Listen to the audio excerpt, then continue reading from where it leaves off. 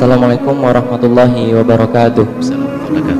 Buya, semoga Buya dan keluarga serta kami semua selalu di dalam lindungan Allah Subhanahu wa taala. Saya mohon penjelasannya Buya, bagaimana kalau kita merasa tidak berhak untuk menerima zakat, tetapi orang lain tetap memberi kita zakat?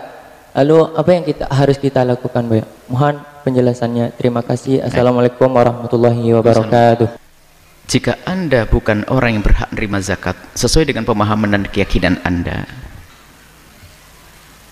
maka Anda tidak boleh menerima zakat. Tidak boleh berpura-pura menerima lalu dikasihkan ke orang lain, karena Anda harus mendidik orang. Contoh, Ustadz tidak berhak menerima zakat. Jangan atas nama fisabilillah lalu Ustadz menerima zakat. Kalau Ustadz fakir, bilang fakir, jangan bilang fisabilillah. Jihad di jalan Allah, yang perang di jalan Allah pun yang mendapatkan zakat hanya yang gratis, perangnya sukarela. Kalau sudah digaji oleh negara nggak boleh zakat, nggak boleh nerima zakat. Jangan sampai Ustadz, wah fisabilillah, fisabilillah. Ini yang menghabiskan hartanya orang fakir tuh di saat Ustadz digelari dengan fisabilillah. Semuanya pakai gelar fisabilillah, fisabilillah.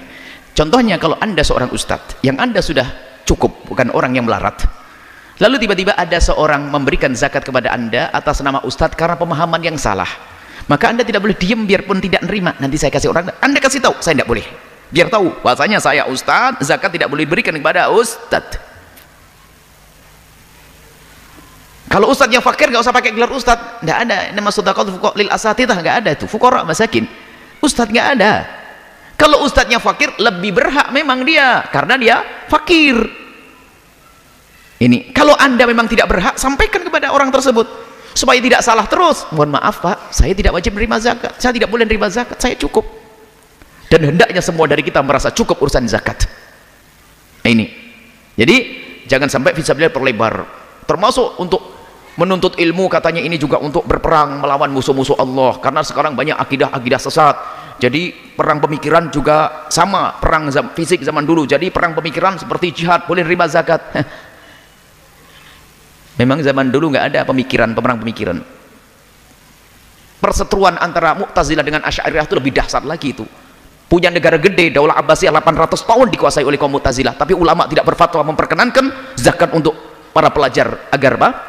Agar bisa mengalahkan kaum Mu'tazilah. Nggak ada. Lebih dahsyat dulu. Sekarang mana? Nggak sedahsyat zaman itu. Mereka pemikiran, membuat buku, mengarang. Sudahlah, pokoknya sudah ada. Jangan rakus dengan harta orang fakir. Jadi kalau memang Anda memang tidak berhak menerima zakat, Anda harus terang-terang sebutkan ke orang agar memberikan ilmu kepada orang agar tahu. Ustadz tidak boleh menerima zakat karena bukan asnaf thamaniyah. Dan kalau ada orang mengirim harus kasih tahu. Dan Katmu sering ngomong, yang menjadi permasalahan ada, tidak tahu memang di sebagian kampung ini sudah sebagian masyarakat sudah umum. Termasuk waktu itu pertama kali kita keluarkan suara ini di media-media, banyak yang telepon, banyak yang mengirim orang untuk klarifikasi. Biarpun banyak kalimat fitnah, katanya Buya Yahya melarang Ustadz ngumpulin zakat. Saya tidak melarang Ustadz ngumpulin zakat. Yang saya bilang Ustadz dilarang menerima zakat. Dirubah kalimatnya untuk fitnah, ngumpulin zakat ini. Sama katanya Buya tidak boleh masjid ngumpulin zakat, ada fitnah lagi. Tidak, saya tidak mengatakan masjid tidak boleh ngumpulin zakat. Masjid tidak boleh dibangun dari zakat. Itu yang kami sampaikan berdasarkan fatwa para ulama. Dan saya ngerti juga ulama-ulama akhir zaman yang berfatwa boleh, saya juga tahu, paham. Cuman melihat keadaan fakir miskin saat ini, lihat kembali kepada madhab yang dianut oleh 4 madhab ulama-ulama yang dianggap itu perlu kita. Jangan main-main urusan orang fakir. Anda memang tidak pernah merasakan fakir, makanya seenak sendiri membagi zakat ke sana kemari. Coba giliran Anda yang fakir, bingung Anda. Ayo.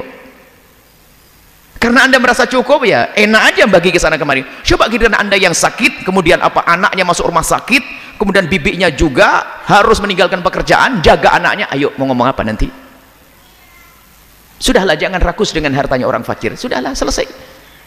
Wah, ramai waktu itu, ada yang marah, ada ini. Alhamdulillah kalau saya dimarah, saya tidak menyampaikan sesuatu yang salah. Saya meyakini ini benar karena ini saya ambil dari fatwa para ulama, bukan fatwa saya. Mohon ini diresapi. Kalau memang Anda tidak yakin dengan apa yang kami omongkan, ayo besok saya ajak ke tempatnya orang fakir. Di daerah Sendang saja masih, di daerah ini berkembang. Ada yang anaknya tidak bekerja, macam-macam. Ada rumah sakit, memang ada dapat jaminan dari negara, tapi yang jaga kan meninggalkan pekerjaannya juga.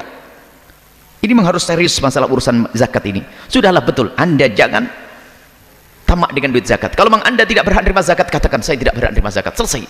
Dan sampaikan kepada orang lain agar Anda tidak diberi zakat. Wong saya teriak-teriak begini saja masih ada yang ngirim, Buya ini zakat untuk Buya. Oh, ini kayaknya kenal-kenal lahir tok, tidak pernah ngaji ya. Ada zakat Buya, zakat untuk Buya. Oh, zakat untuk Buya. Alhamdulillah saya cukup, biarpun tidak kaya cukup deh, alhamdulillah nggak pakai zakat.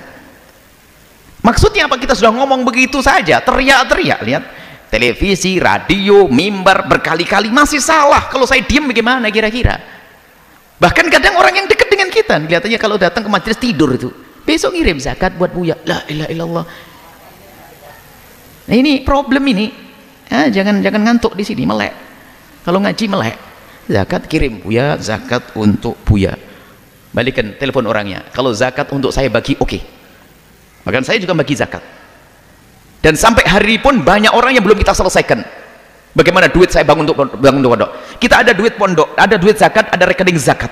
Ternyata untuk menyelesaikan kasus orang sakit, orang yang tidak mampu, nggak cukup duitnya. Bagaimana akan kita gunakan bangun pondok Al-Bahja? Di mana masuk akal enggak? Sekarang ada orang daftar, Buya saya minta dibantu begini-begini, nggak ada duit zakat. Terus kira-kira hati nurani saya di mana kalau saya untuk bangun pondok? Gimana? Coba Anda pikirkan.